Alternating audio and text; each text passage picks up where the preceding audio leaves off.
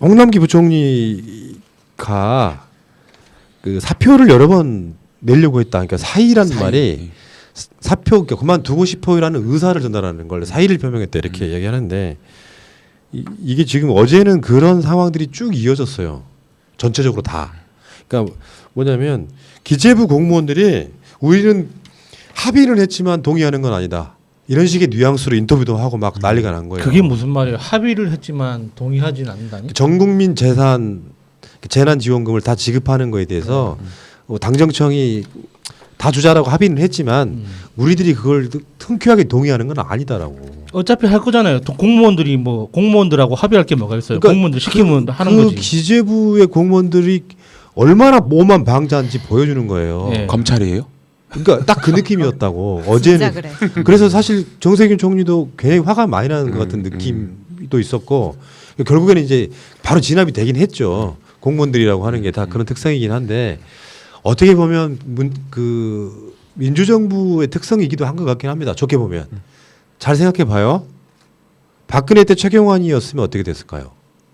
일단 박근혜가 시킨 대로 했겠지. 박근혜 청와대 뭐 김기춘이라든지 이런 등에서 시킨 대로 했겠지. 야 빨리 100%안 줘? 그리고 나 기재부 공무원들이 대들 수 있었을까요?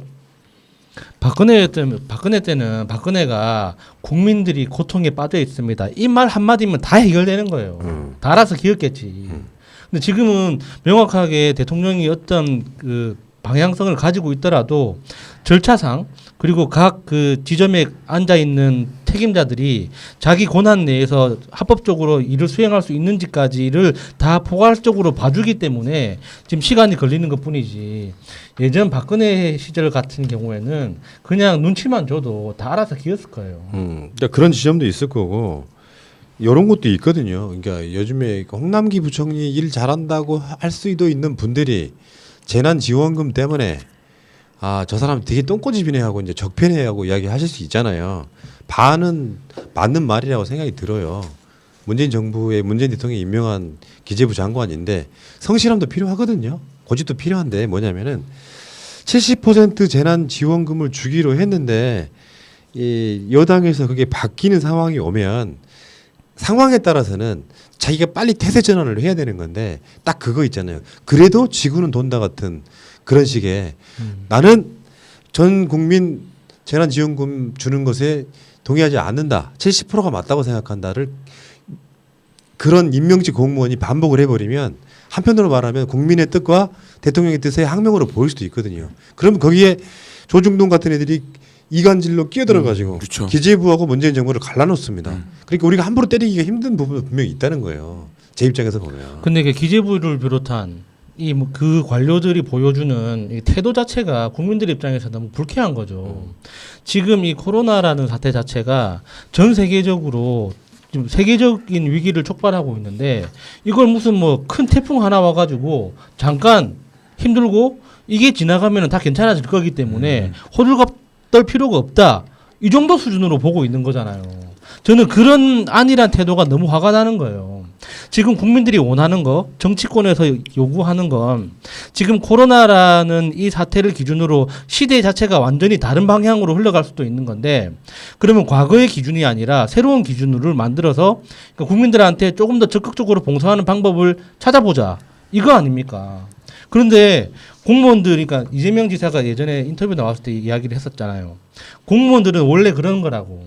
그러니까 작년에 했던 대로 해야 되는 것이고 올해 할 수 있는 걸 내년에 할 수 없다면 하지 않으려고 하는 게 공무원이라고. 그런 측면에서 보면 합당한 태도인 거지만 코로나는 그런 식으로 바라볼 수 있는 게 아니거든요. 그럼. 그러니까 조금 더 다르고 전향적으로 바라봐야 되는데 왜 다들 호들갑이냐. 지금 태풍 하나 왔다가 이제 지나가고 나면은 괜찮아질 건데 왜 그렇게 다들 호들갑이냐 이런 식으로 보고 있으니까 야, 내가 진짜 호들갑 떠는 건가? 그러니까 이게 그런 생각이 드는 거죠. 홍남기 부총리의 사의 표명에 나는 굉장히 괘씸하다고 느꼈거든요. 그러니까 이게 어떤 소신을 지키기 위해서 사의 표명할 정도면요 어떤 상황이 돼야 되냐면 대한민국 재정 건전성이 세계적 수준으로 나빠지는 상황. 난 이건 도저히 못하겠다라고 한다면 그게 의미가 있는 건데 말하자면 항명하듯이 그거 못 받아들여. 나 그만둘래요. 맞아. 그러니까 그 기조에 자기네 대장이 이러고 있으니까 마치 윤석열의 측근 검사들처럼 기재부 간부들이 그딴 소리 하는 거예요. 기재부의 입장은 변함이 없다. 지들이 뭔데 수장인 대통령과 여당인 민주당 나름대로 다 결정한 상황이잖아요. 자신도 받아들였잖아. 어찌 됐건 간에 밀려서 받아들였건. 그러면 그 순간 이후부터는 입 닥치고 있어야 되거든요. 그렇죠. 장관은 사표 낼 거야. 그리고 그 간부들은 기재부 입장은 변함이 없다. 이딴 식으로 하고 있으면 민주정부를 실감하긴 합니다. 솔직히 말씀드리면. 그러니까 윤석열의 검찰과 유사한 구조를 갖고 있는 거야. 그래서 제가 어제 했던 얘기가 그거잖아요. 소신 이런 게 아니라 적폐성이에요. 적폐성 사실 알고 보면. 아니 그 지금 당정청과 협의하는 과정에서 여러 차례 사의를 밝혔다고 했는데 이 말은 사실 끝까지 반대했다는 이야기거든요. 그렇죠. 그리고 본인의 뜻을 고수했다는 이야기인데 사실 이게 전쟁통에 무기 지급을 하지 않는 무기고 관리자를 세작이라고 볼 수밖에 없는 거지. 이거 자기가 나 그러면 그만둘 거야 하면은 다냐고요. 이 그만둔다는 게 너무 괘씸했는데 우리는 사퇴하십시오라고 말을 할 수 있지만 그 사퇴라는 의미는 말을 들으라는 이야기거든요. 저는 이 총리가 경고를 했다는 이 부분이 사실 말이 좋게 해서 경고지 옛날 같으면 진짜 조인트 까였을 일이라고 생각하거든요. 야 청와대로 들어와 이씨 확이 개나리야 이렇게. 근데 우리가 알 거 뭐냐면 이렇게 해서요 조중동이 또 김주현도 그랬어요. 정부가 반대한 노안역 공개를 했는데 사이에서 어저께 7시에 나왔거든요. MBC 한번 나왔는데 옛날 같아 했지만 우리 대통령께서 저는 품어줬다고 생각해요. 맞아요. 근데 네, 그런 부분이 큰 거예요, 진짜. 그런 부분이 다른 리더십인데 네. 그렇다 보니까 너무 자율성을 주다 보니까 대통령의 뜻을 못 읽는 거야. 그러니까 엄하게 문 대통령은 70% 찬성한다고 문자를 돌리는 놈들이 홍남기는 감쌉니다. 그런 놈들이 일부 있어요. 그렇죠. 자, 그 이야기 뭐 더 깊게 들어가고 싶지는 않고 어쨌건 지방 정부는 되게 잘하고 있는 편인데 이재명 지사가 저번에 모든 도민한테 지급하는 부분 있잖아요. 10만 원씩. 그게 재난 기본소득 신청한 도민이 763만 명이었답니다. 이게 전체 대상 중에 57.5%. 그러니까 여기는 내가 봐도 그래요. 지금 정부에서 전 국민 100% 주는 것도 다 받아갈 것 같지는 않습니다. 솔직히 말씀드리면. 그러니까 이게 신청을 해야 주는 거거든요. 원래 국민에 대한 복지제도 모든 시스템이 그런 거 아닙니까? 내가 가만히 있어도 행정부가 찾아와서 뭔가 도와주는 게 아니거든요. 내 권리는 내가 요구를 해야지 주는 거예요. 이 재난지원금도 내가 달라고 신청을 해야 한 사람한테 주는 거거든요. 그러니까 이게 100% 국민한테 준다고 해도 이게 정말 100% 지급되는 건지는 두고 봐야 아는 거예요. 근데 요번에 경기도의 사례를 보면 57% 정도 신청을 했다고 하지 않습니까? 한 달 동안. 예. 그러니까 이게 지금 이래서 풀린 돈이 1조 2천억 정도가 경기도 지역에 이제 재난지원금 형태로 이제 돈이 풀린 거죠. 쉽게 표현하면. 이런 거 같고 서울시 같은 경우는요. 지금 자영업자 소상공인한테 현금 70만 원씩 2달 동안 지급한다고 그러고요. 그중에서도 동작구가 잘하고 있던데 우리 동네요. 거기도 뭐 그 지원이 좀 약간 좀 특색이 있고 이렇게 하고 있더라고요.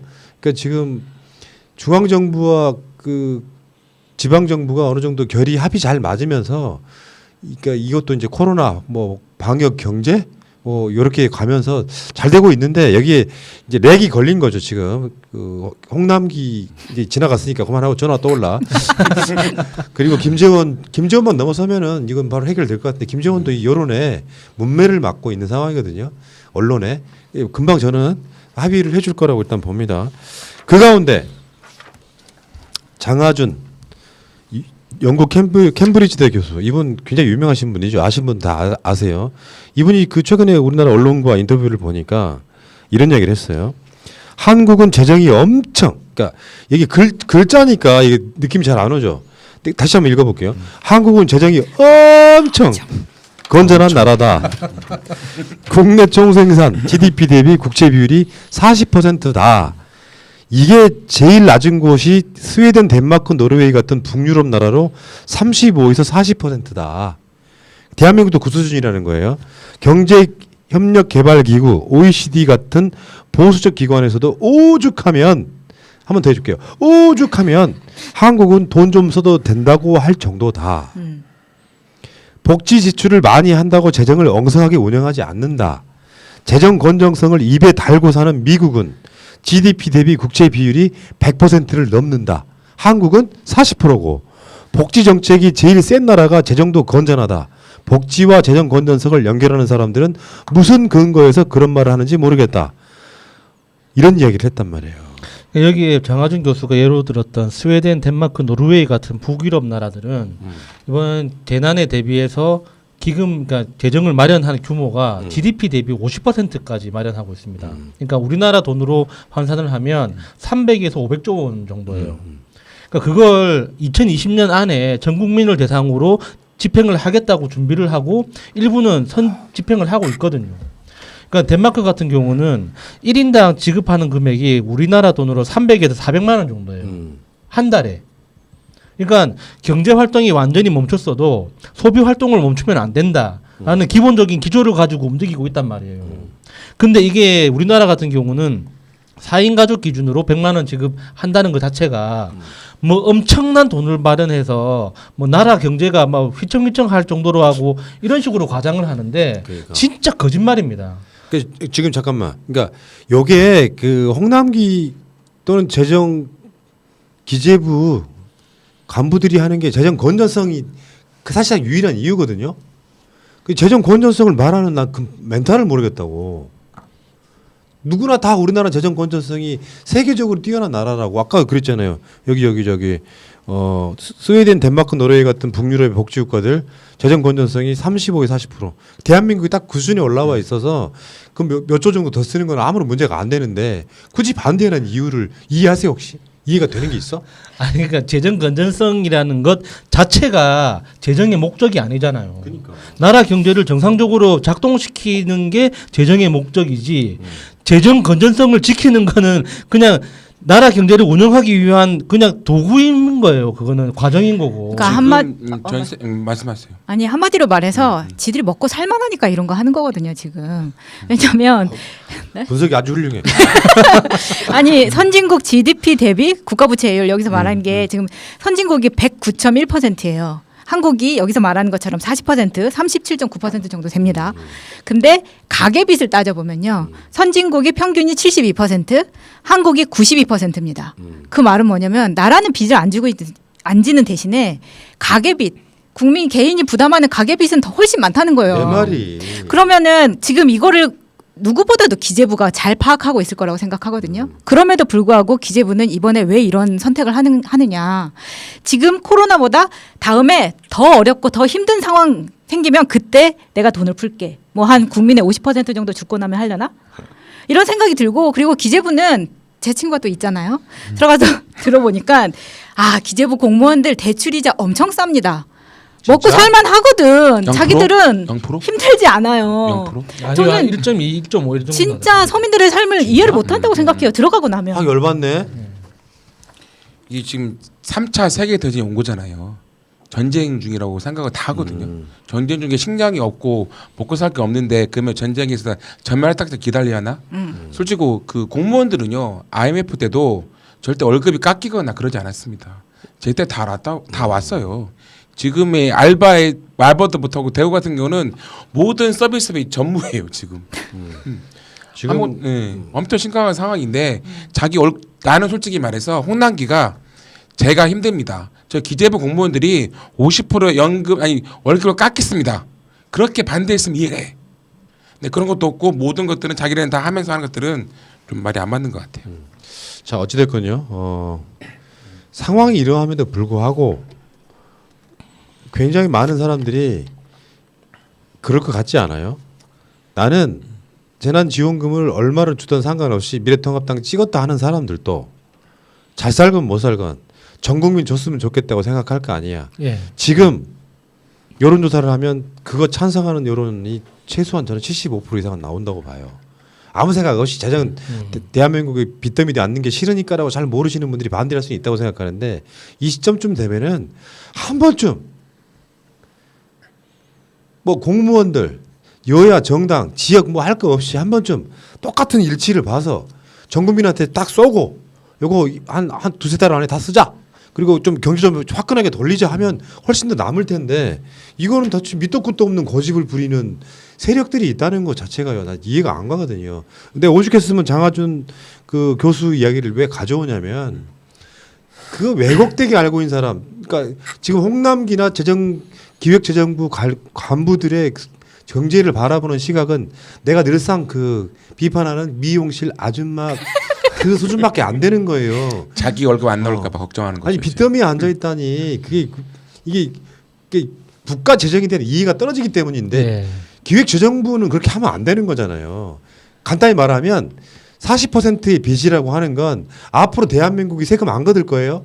계속 세금이 들어오는 상황에 그걸 같이 굴려가면서 결국에는 앞으로 들어올 돈이 있으니까 땡겨서 쓰는 거예요. 그게 빚이야. 하나만 더 알려줄까요? 국채 중에 가장 많은 비율 차지하는 게 뭔지 아십니까?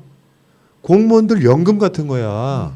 그거는 나중에 그 사람들이 나갈 때 줘야 되는 돈인데 그거를 채무로 잡고 있는 거예요. 그중 굉장히 많은 비율을 차지하고 있다고요. 그러니까 알고 보면 어마어마한 빚에 시달리는 게 아니에요. 사실 알고 보면 여러분들 국채 이야기를 하는 게 아니라 경제를 다시 한번 돌아가 보면 가장 심각한 건 이명박근혜 때 지나면서 가계부채가 는 거지.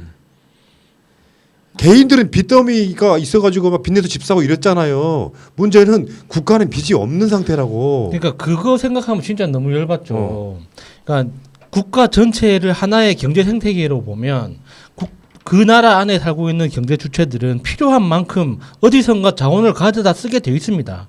그걸 빚을 통해서든 내가 또 일을 통해서 노동을 통해서든 어떻게든 필요한 만큼 쓰게 되어 있는데 그 빚 중에서 국가가 빚을 지지 않으면 개인이 대출을 해서라도 쓰게 되어 있다고요. 그러니까 지금 이 코로나 사태도 마찬가지예요. 국가가 빚을 내지 않으면 개인이 빚을 내서라도 버티게 돼 있는 거예요. 근데 지금도 개인 가계부채가 과도한데 이게 평균적으로 봤을 때 지금 상황에서 국가 부채를 걱정해서 개인한테 모든 책임을 떠넘기겠다? 이거 진짜 너무 이기적인 거예요. 그러니까 지금 이 상황이 다른 게 없어요. 제가 방송 때마다 말씀드리고 있는데 그 돈을 줘서 그 집안이 막 흥청망청 쓰는 돈이 아니고 국민들한테 일정한 금액을 모두에게 나눠줌으로써 그 돈으로 경제를 돌리자고 하는 거예요. 경제가 살아나면 국가도 좋고 국민도 좋은 거예요.